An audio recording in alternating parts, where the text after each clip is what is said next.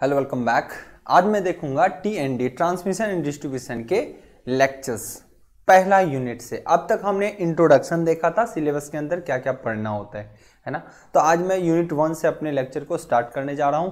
Okay, so first lecture में unit क्या है, अगर अब मैं बात करूं कौन सी यूनिट की डिस्कस करूंगा, आज हम देखेंगे यूनिट 1। यहां से मैं बात करूं तो देखेंगे यहाँ पे मैं यूनिट फर्स्ट स्टार्ट करूंगा जिसमें इंट्रोडक्शन होगा अबाउट ट्रांसमिशन लाइन, और यहाँ पे किन किन चीजों को फोकस करेंगे उन चीजों को भी देखना है। आइए, यहाँ पे कह रहा है कि यूनिट फर्स्ट जहाँ पे मैं लिया हूँ, कह रहा है कि इसमें बेसिक ऑफ ट्रांसमिशन लाइन के बारे में आपको जानना है। ट्रांसमिशन लाइन क्या होते हैं, इसमें कौन कौन से कंपोनेंट यूज किए जाते हैं, कैसे ट्रांसमिशन होता है, ठीक है ना, कौन कौन से ट्रांसमिशन के टाइप्स होते हैं। सो पहले यूनिट में बहुत छोटा दिया हुआ, अगर आप मार्क्स की बात करें तो 3 मार्क्स का वेटेज है, बहुत कम मार्क्स का वेटेज है, बट आपको इंट्रोडक्शन आपको पता होना चाहिए। तो पहला ही है इंट्रोडक्शन ऑफ ट्रांसमिशन, है ना, इंट्रोडक्शन टू ट्रांसमिशन। ओके, दूसरा है necessity of transmission of electricity, electricity को ट्रांसमिशन करने के लिए क्या क्या चीजों की आपको जरूरत पड़ेगी, है ना, दूसरा टॉपिक इस यूनिट में दिया हुआ है। एंड तीसरा बोला क्लासिफिकेशन, यानी किस किस तरीके से बांटे गए, एंड कंपेरिजन भी करिए कि क्लासिफाई करिए और कंपेरिजन करिए of different type of transmission line. जो ट्रांसमिशन आप करते हैं तो डीसी भी करते हैं, एसी भी करते हैं, जो उसकी क्लासिफिकेशन होगी उनमें क्या करना आपको, कंपैरिजन भी एक तरीके से कर लेना। सो एक छोटा सा टॉपिक है जिसके अंदर 3 ही टॉपिक दिए गए हैं, एक छोटा सा यूनिट है, यूनिट 1। तो हम एक एक चीज को बारीकी से देखेंगे, इसमें कवर करने की पूरी कोशिश करेंगे कि इसके अंदर सारा इस लेक्चर में कवर कर दूं, या फिर 2 लेक्चर में इसको हम एंड करने की कोशिश करेंगे। ओके, नाउ इस इंट्रोडक्शन में कंटेंट हमारा क्या रहेगा, जैसे कि पहला ही इंट्रोडक्शन था, सो कंटेंट क्या रहेगा सर, इसके अंदर हम इंट्रोडक्शन भी देखेंगे, types of using transmission line, किस टाइप के ट्रांसमिशन लाइन हम यूज करते हैं, एसी डीसी जो भी होता है उसमें, एसी में भी किस टाइप का यूज करते हैं, डीसी में किस टाइप का यूज करते हैं, इनकी भी चर्चा होगी। Next classification of transmission line, किस किस टाइप से क्लासिफाई किए गए हैं उसको, है ना, इनको भी देखेंगे। शॉर्ट ट्रांसमिशन लाइन होता है, मीडियम ट्रांसमिशन लाइन होता है, लॉन्ग ट्रांसमिशन लाइन होता है, इनकी भी चर्चा होगी। पाई टी मॉडल होते हैं, उसकी भी चर्चा होगी आगे, है ना, लेकिन इसमें नहीं, इंट्रोडक्शन है। नेक्स्ट है कंपोनेंट ऑफ ट्रांसमिशन लाइन, एक ट्रांसमिशन लाइन अगर है तो उसमें कौन कौन से कंपोनेंट की जरूरत होगी, टावर चाहिए, है ना, वायर चाहिए, है ना, आपके इंसुलेटर चाहिए, है ना, पोल चाहिए, पोल के अलग अलग टाइप्स होते हैं, तो वो सब चीजें आपको चाहिए। Now constant of transmission lines, है ना, कांस्टेंट क्या होते हैं, आरएलसी। किसी ट्रांसमिशन लाइन को अगर भेजते हैं तो आप तो देखते हो सिर्फ वायर है, पर हम जब उसके पूरे डाटा को लिखते हैं, डाटा कहने का मतलब जब उसको सॉल्व करते हैं तो आप देखोगे आर भी होता है, उसके अंदर एल भी होता है, सी, उसकी चर्चा हम करेंगे, सी भी होता है। सो इस कांस्टेंट की कैलकुलेशंस भी किए जाते हैं। नाउ इसकी effects of transmission line on transmission line, कौन कौन से ऐसे इफेक्ट्स हैं जो ट्रांसमिशन लाइन को अफेक्ट्स करते हैं, कुछ स्किन इफेक्ट्स होते हैं, फेरेंटी इफेक्ट्स होते हैं, है ना, प्रॉक्सिमिटी इफेक्ट्स होते हैं, ये आपके क्या इफेक्ट्स हैं। वोल्टेज रेगुलेशन, जैसे किसी भी ट्रांसमिशन लाइन की वोल्टेज रेगुलेशन और एफिशिएंसी बहुत इंपॉर्टेंट होता है। सो उसके बारे में भी हमको इंट्रोडक्शन एक बार देखना है, क्या होते हैं वोल्टेज रेगुलेशन एंड क्या होते हैं उसकी एफिशिएंसी। सो ये मोस्ट इंपॉर्टेंट पार्ट क्या है, वोल्टेज रेगुलेशन ट्रांसमिशन लाइन का और इसकी ट्रांसमिशन लाइन की एफिशिएंसी। सो ये 2 पार्ट के बारे में थोड़ी सी ओवरव्यू जाननी है। सो इस टॉपिक में जो हमको यूनिट 1 दिया है उसमें हम इन सारे टॉपिक को डिस्कस करने वाले हैं। आइए हम देखते हैं कि पहले टॉपिक को कैसे इंट्रोड्यूस करें। अगर मैं यहां बात करूं सर इंट्रोडक्शन क्या होगा, इंट्रोडक्शन क्या होगा, सबसे पहले सर ट्रांसमिशन लाइन कहते क्या है। हमारा जो सब्जेक्ट है टी ट्रांसमिशन एंड डिस्ट्रीब्यूशन, और किसका जी, इलेक्ट्रिकल पावर का ट्रांसमिशन ना, क्योंकि इलेक्ट्रिकल पावर क्या होता है, एक जगह तो ऐसा नहीं है कि शहर बाय शहर इलेक्ट्रिकल जनरेशन करें और भेज दें उसको वहीं पे, ऐसा नहीं होता। जैसे एनटीपीसी भागलपुर है, एनटीपीसी दिल्ली है, फरीदाबाद है, तो इन सब जगह पे क्या होता है, जहां जनरेट किए अब उसको भेजना बहुत दूर है, 100 किलोमीटर, 500 किलोमीटर, 1000 किलोमीटर की दूरी पे। सो ट्रांसमिशन ही एक ऐसा मेथड होता है जिससे हम इलेक्ट्रिकल एनर्जी को एक जगह से दूसरे जगह तक पहुंचाते हैं। सो ट्रांसमिशन एक इंपॉर्टेंट पार्ट होता है, जनरेशन के बाद चीजों को भेजना, चीजों को मतलब इलेक्ट्रिसिटी को भेजना, और जहां तक आपने भेज दिया उसके बाद क्या प्रोसेस होता है, उसको बांटना, यूटिलाइज करना, मतलब डिस्ट्रीब्यूट करना। So distribution system is different, transmission is different and generation is different. सो इसी को जब आप कॉम्पिटेटिव एग्जाम में पढ़ने जाते हैं तो पावर सिस्टम नाम दिया जाता है। क्या नाम दिया जाता है सर? Power system. तो उस पावर सिस्टम में आपको पढ़ना पड़ता है जनरेशन, जहां पे इलेक्ट्रिसिटी प्रोड्यूस हुआ, देन ट्रांसमिशन जिसे आप भेज रहे हो, देन जहां पे आप लाए हो किसी ग्रिड पे उस पर डिस्ट्रीब्यूट कर रहे हैं, कहीं घर पे कहीं इंडस्ट्री में, so distribution. So power system एक कंप्लीट पैकेज होता है किसका sir? Generation, transmission and distribution, और छोटे से हिस्से में यूटिलाइज भी करता है ना, यूटिलाइजेशन भी वर्ड जोड़ देते हैं। तो एक चैप्टर कई बार आपको यूटिलाइजेशन इलेक्ट्रिकल एनर्जी का भी देखने को मिलता है। ओके नाउ इसका छोटा सा एग्जांपल मैं यहाँ पे दिखाता हूँ सर। यहाँ पे देखिए ये क्या है? पावर प्लांट है, ये पावर स्टेशन है जो पावर जनरेशन है। आपके आई होप सब्जेक्ट एक सब्जेक्ट भी होगा पावर जनरेशन, है ना। कैसे कुछ मेथड होते हैं, हाइड्रो पावर प्लांट क्या होता है, आपका थर्मल पावर प्लांट क्या होता है, उसके बाद न्यूक्लियर क्या होता है जो जनरेट करेगा। ओके नाउ उसके बाद क्या होता है, ये जो सेगमेंट है, ये सेगमेंट जो देख रहे हो अपना सर, ये ट्रांसमिशन का हिस्सा होता है। क्या होता है सर? ट्रांसमिशन का, है ना सर, ये ट्रांसमिशन होते हैं। ये सर कौन सा हिस्सा होता है सर? जनरेशन। जनरेट करेंगे ना तो जनरेशन। नेक्स्ट अब क्या करेंगे, जब ट्रांसमिट हो गया, सपोज दैट कि भागलपुर से जब आपका डाटा आ गया है, इलेक्ट्रिसिटी आ चुका है, पटना में आ चुका है, तो अब मेन रोल होगा उसको डिस्ट्रीब्यूट करना हर घर, हर इंडस्ट्री, हर कॉर्पोरेट सेक्टर में। सो नेक्स्ट टर्म क्या आ जाता है आपका सर? यहां से आ जाता है सर डिस्ट्रीब्यूशन। क्या आता है? इस सेगमेंट को जो छोटे लेवल पर अपन डिस्ट्रीब्यूट करते हैं, इस सेगमेंट को बोलते हैं डिस्ट्रीब्यूशन। क्या बोलते हैं? डिस्ट्रीब्यूशन। क्या बोलते हैं सर? डिस्ट्रीब्यूशन। और जब यूटिलाइज कोई घर करता है तो बोलते हैं यूटिलाइजेशन, है ना। क्या बोलते हैं? यूटिलाइजेशन। लेकिन मेनली पावर सिस्टम को, जो ये पूरा सेगमेंट है ना, उसको बोलते हैं पावर सिस्टम, जिसमें जनरेशन भी होगा, ट्रांसमिशन भी होगा, डिस्ट्रीब्यूशन भी होगा और यूटिलाइजेशन भी होगा। टोटल कहलाता है पावर सिस्टम। लेकिन हम जब डिप्लोमा या बीटेक के सेमेस्टर में पढ़ते हैं तो हमको जनरेशन का अलग सब्जेक्ट बना दिया जाता है ना, ट्रांसमिशन का अलग सब्जेक्ट बना दिया जाता है, डिस्ट्रीब्यूशन का अलग बना देता है, यूटिलाइजेशन का अलग बना देता है। सो अभी जो हमारे सेगमेंट में है वो है ट्रांसमिशन एंड डिस्ट्रीब्यूशन। मतलब यहां से सेगमेंट को उठाना है और यहां तक चर्चा कर देना है। ट्रांसमिट किया, डिस्ट्रीब्यूट किया, ट्रांसमिट किया, डिस्ट्रीब्यूट किया। सो ट्रांसमिशन लाइन के अंदर क्या क्या पैरामीटर होते हैं, कैसे भेज देंगे, क्या लकड़ी से करंट भेज देंगे या उसके लिए कोई स्पेसिफिक कंडक्टर चाहिए, क्या कोई सॉलिड कंडक्टर यूज कर लेंगे या कोई बंडल्ड कंडक्टर का एप्लीकेशन होगा। तो इन सारी चीजों की चर्चाएं होंगी। और कैसे भेज देंगे, लोहे से भेज देंगे या उसके लिए साथ इंसुलेटर का एप्लीकेशन किया होगा। खंबा कितना स्टैंडर्ड होगा, कितना हेवी होना चाहिए, खंबा लोहे का होना चाहिए, स्टील का होना चाहिए या लकड़ी का होना चाहिए। इन सब चीजों की चर्चा इसी TND के अंदर पढ़ते हैं, transmission and distribution. I hope आपको बेसिक का आइडिया लग गया होगा। सो थोड़ा सा जनरल ट्रांसमिशन लाइन क्या होता है? A closed system in which power is transmitted from a source to destination.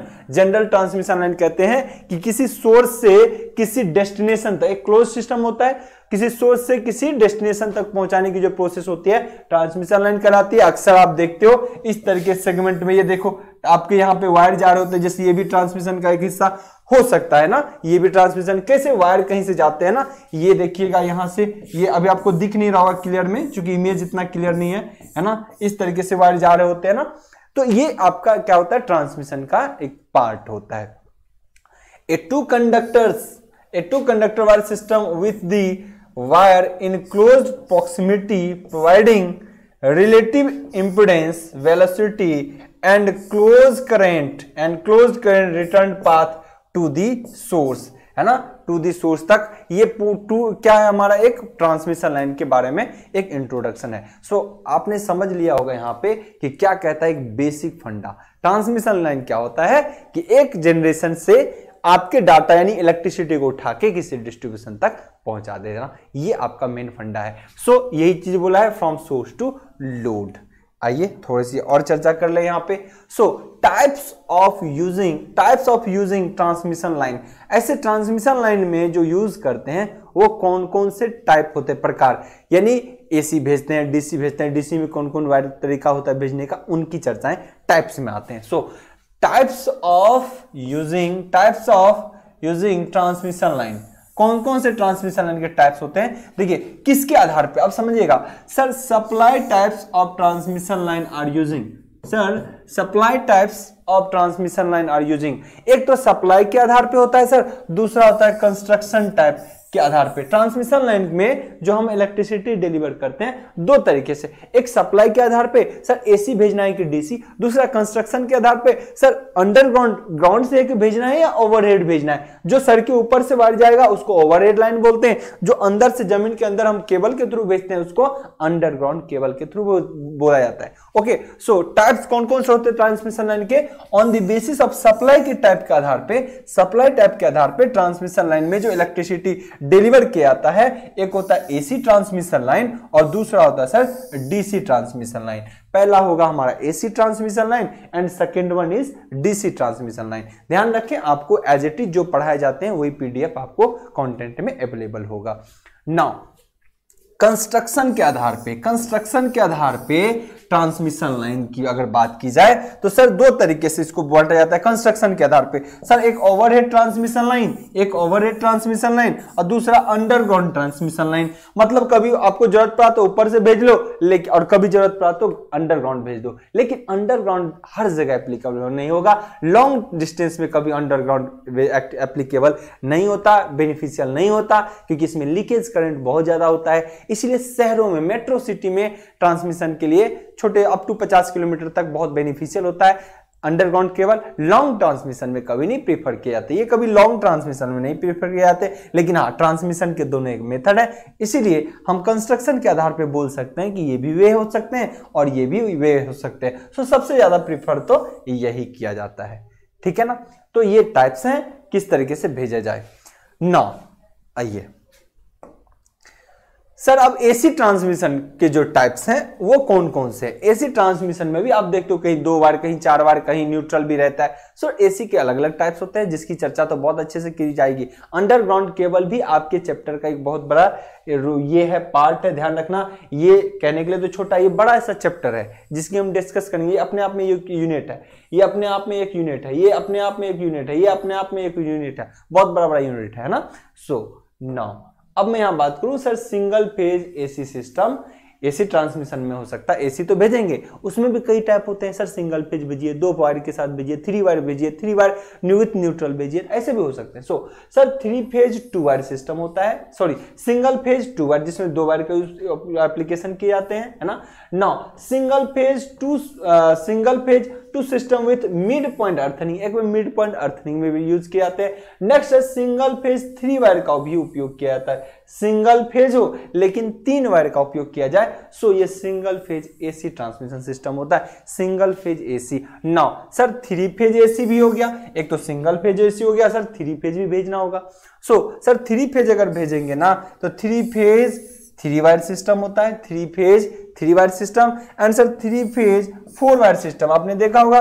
3 phase 4 wire system आपके बाद देखते हो ना, 3 फेज तो जा ही रहे हैं और एक ऊपर में भी न्यूट्रल वायर यूज कर देते हैं ना, तो 3 फेज 4 वायर सिस्टम हो जाता है। ये सारे ट्रांसमिशन के आपको डायग्राम भी दिख रहे होंगे। सो एसी ट्रांसमिशन 2 तरीके से होता है, एक सिंगल फेज का और एक 3 फेज का। क्या होता है? एक सिंगल फेज का सर, एक 3 फेज का। सिंगल फेज में भी अपने अपने टाइप्स हैं, जो ये 3 टाइप आपको दिखाया, और सर 3 फेज में भी टाइप्स हैं, 3 phase 3 wire system, 3 phase 4 wire system, जिसमें एक क्या होगा सर, ग्राउंडिंग होगा। एक क्या होगा, ग्राउंडिंग यानी न्यूट्रल वायर के एप्लीकेशन किए जाते हैं। नाउ अबाउट दिस नेक्स्ट मैं चलता हूं सर यहाँ पे डीसी ट्रांसमिशन है। अब ट्रांसमिशन के टाइप में एसी आए, डीसी आए, एसी में भी अलग अलग टाइप आए। सर डीसी की बात करता हूं। सर डीसी सिस्टम के अंदर 2 वायर सिस्टम होते हैं। क्या होते हैं सर? 2 वायर सिस्टम भी होते हैं। DC 2 wire system with mid earthing वाला भी होता है, एक और भी टाइप आ गए। डीसी 3 वायर सिस्टम भी यूज किए जाते हैं। ये डीसी 3 वायर सिस्टम आपको दिख रहा है, डीसी 3 वायर सिस्टम यहाँ पे आपको दिख रहा है। सो डीसी ट्रांसमिशन में भी है। अब इसी में आगे जाएंगे ना तो आपको पढ़ना पड़ेगा HVDC, है ना, हाई वोल्टेज डीसी ट्रांसमिशन।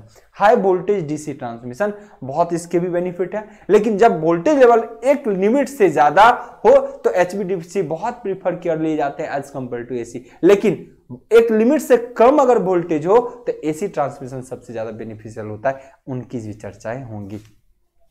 चलिए sir construction type transmission line. अब हमने देखा कि टाइप ऑफ ट्रांसमिशन लाइन में एक देखा कि सर वोल्टेज सप्लाई के आधार पे, तो हमने बोला सर एक एसी और डीसी। दूसरा हमने बोला सर कंस्ट्रक्शन के आधार पे भी ट्रांसमिशन लाइन को हम बोल सकते हैं कि क्लासिफाई कर सकते हैं। सर कैसे कर सकते हैं? सर कंस्ट्रक्शन के आधार पे होता है एक ओवरहेड ट्रांसमिशन लाइन और दूसरा होता है sir underground transmission line. Sir एक होता है ओवरहेड ट्रांसमिशन लाइन, दूसरा होता है underground transmission line. Sir overhead बहुत आसानी से और कभी भी आप देख सकते हो, ये ओवरहेड आपके सर से जो ऊपर होंगे ओवरहेड सिस्टम होता है, तो ये बहुत आसानी से बहुत फ्रीक्वेंट देखे जाने वाला ट्रांसमिशन लाइन सिस्टम होता है। मोस्ट एप्लीकेबल है ना,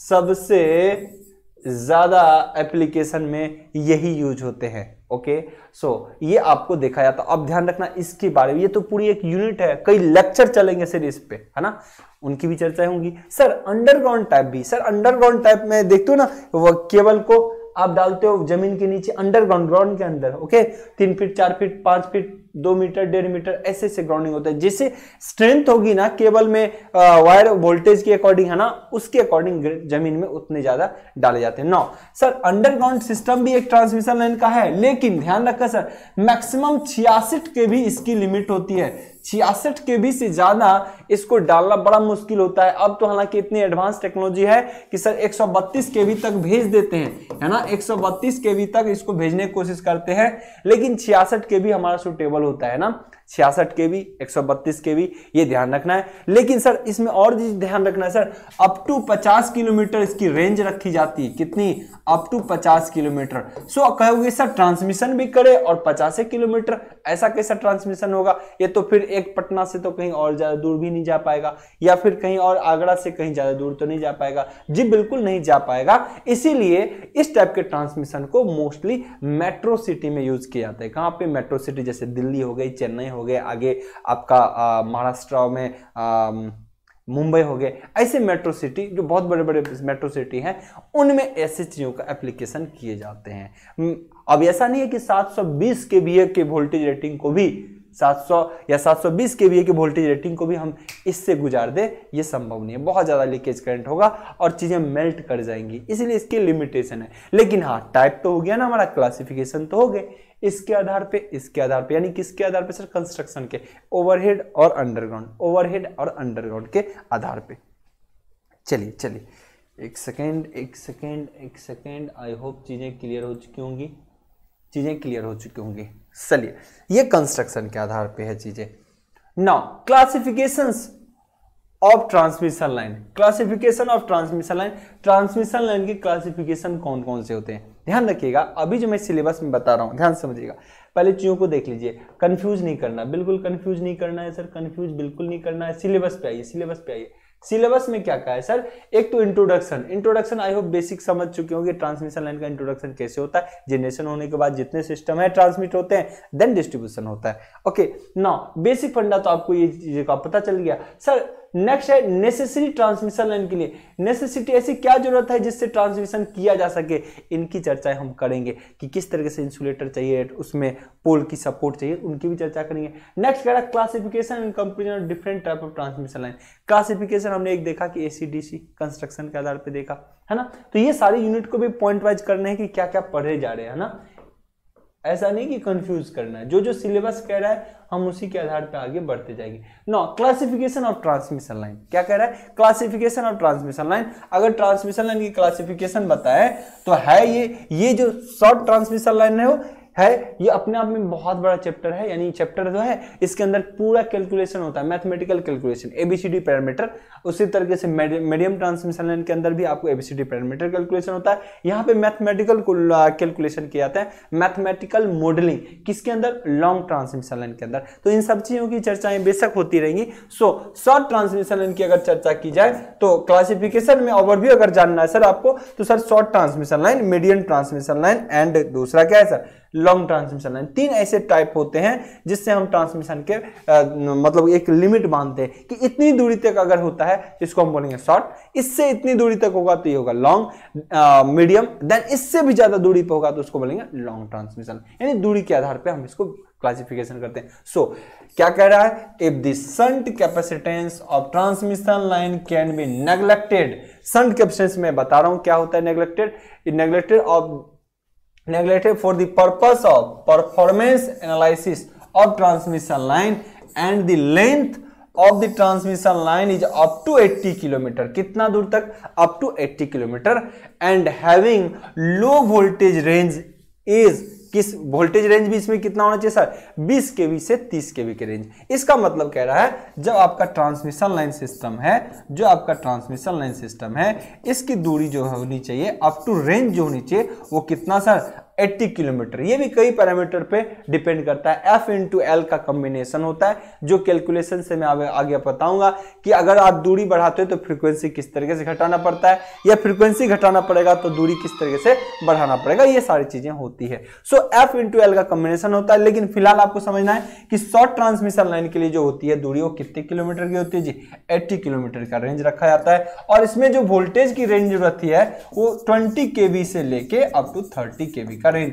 सो ऑब्वियसली छोटा रेंज है, छोटी दूरी है, सो इसको किस में रखा गया, शॉर्ट ट्रांसमिशन लाइन। अब एक चीज और, शॉर्ट ट्रांसमिशन लाइन के अंदर जो होते हैं कैपेसिटेंस नेग्लेक्ट किए जाते हैं। इसका मतलब शॉर्ट देखोगे जब आप ट्रांसमिशन लाइन बनाते हैं ना, तो आप देखोगे आर एल है ना, आर एल आर ऐसे चलेगा जब ये, तो बहुत जगह कैपेसिटर का एप्लीकेशन किया जाता है। क्या किया जाता है, कैपेसिटर एप्लीकेशन, मतलब कि कैपेसिटर को शो किया जाता है कैलकुलेशन पैरामीटर, एबीसीडी पैरामीटर निकालने के लिए। ये सारे कंपोनेंट होते हैं, लेकिन शॉर्ट में बोला जाता है नेग्लेक्ट किए जाते हैं, क्या, किस चीज को करने के लिए, परफॉर्मेंस के एनालिसिस के लिए, यानी यहां पे कैपेसिटेंस इफेक्ट आपको नहीं देखने को मिलेगा। सो यहां का कैपेसिटर आप भूल जाए, क्या करेंगे, यहां पे कैपेसिटर का एप्लीकेशन यहां पे आपको भूलना पड़ेगा। इसका मतलब यहां पे कैपेसिटर का एप्लीकेशन नहीं किए जाते। एक सेकेंड मैं इसको इरेज करूं थोड़ा सा, सो इरेज थोड़ा करूं यहां पे, ये देखिए यहां पे शॉर्ट ट्रांसमिशन लाइन के अंदर ये चीजें नहीं होती। आइए,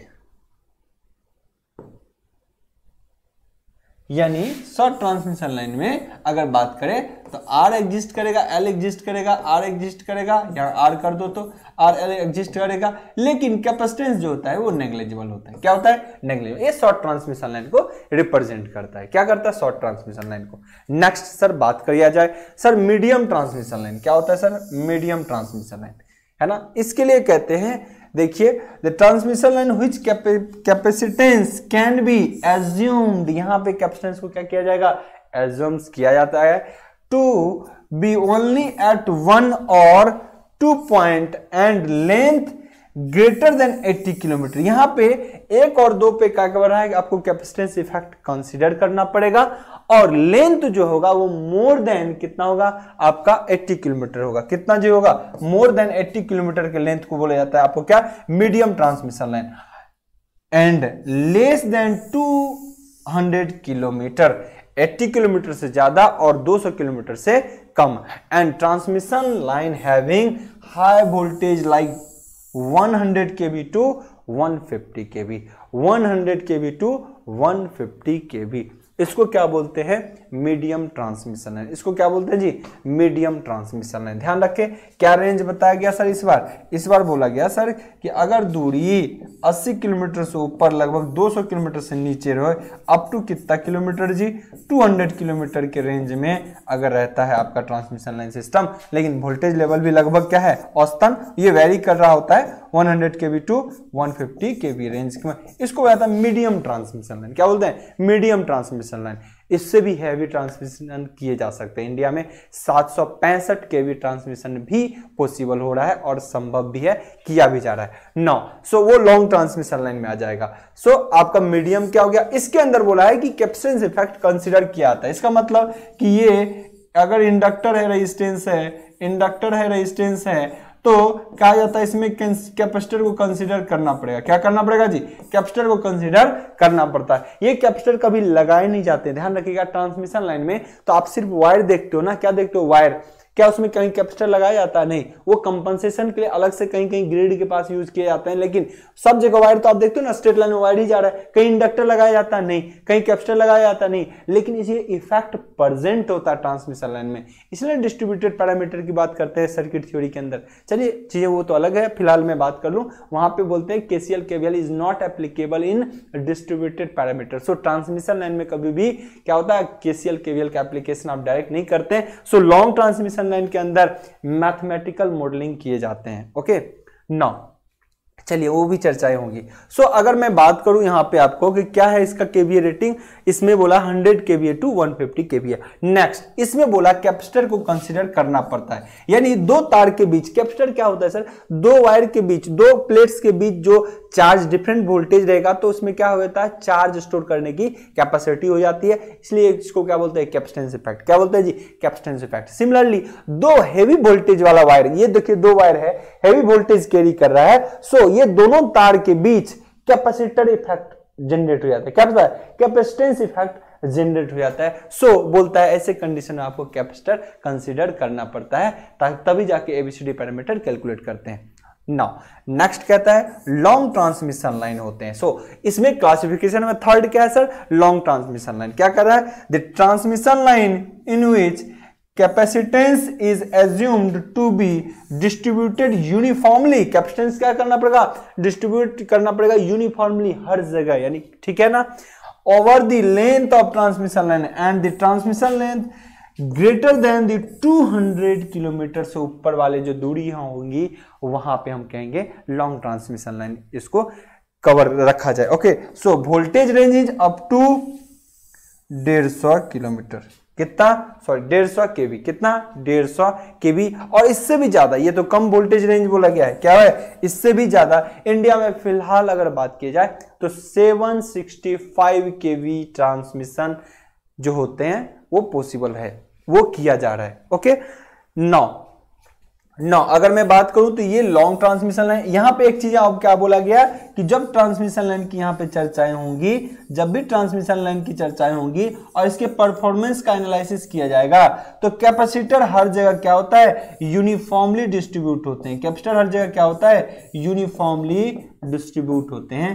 इन चीजों का ख्याल रखना है, इन चीजों का ख्याल रखना है। ओके, तो ये ऑल अबाउट है क्लासिफिकेशन ऑफ ट्रांसमिशन लाइन। अगर आप आगे जाओगे तो इसी में आपको और टाइप पढ़ने की जरूरत होगी। सर लॉन्ग ट्रांसमिशन लाइन में सर टी मॉडल होते हैं, पाई मॉडल होते हैं, टी मॉडल होते हैं, पाई मॉडल होते हैं, है ना, तो उनकी भी चर्चाएं होंगी इसके अंदर। जैसे मीडियम में भी टी और पाई की चर्चाएं होंगी, वो सारा कैलकुलेशन होगा, पूरा ही मैथमेटिकल होगा वहां पे। Now components of transmission line, components of transmission line, ठीक है। तो अब ध्यान रखना, यहां तक हमने देखा इंट्रोडक्शंस, ओके ना, उसके बाद अगर देखना है तो अपने को देखना है सर कंपोनेंट्स। क्या देखना है जी, कंपोनेंट्स। अभी क्लासिफिकेशन देखा, अब कंपोनेंट्स में क्या क्या कंपोनेंट की जरूरत होगी, इसलिए बड़ा कि जो दूसरा टॉपिक, यानी आपका इस सिलेबस में जो दूसरा टॉपिक था वो नेसेसिटी ऑफ ट्रांसमिशन लाइन, क्या क्या चीज जरूरी है ट्रांसमिशन करने के लिए ऑफ इलेक्ट्रिसिटी का। सो ये काफी इंपॉर्टेंट टर्म है, तो इसको हम नेक्स्ट लेक्चर में देखने वाले हैं। ओके, तो आज के लेक्चर को यहीं पे होल्ड करता हूं। आगे के लेक्चर में हम देखने वाले हैं जो इस यूनिट का दूसरा टॉपिक है, क्या क्या नेसेसरी कंपोनेंट होंगे। तो यहां से आपका लेक्चर कंटिन्यू में चलेगा। ओके, आज के इतना ही, गुड बाय।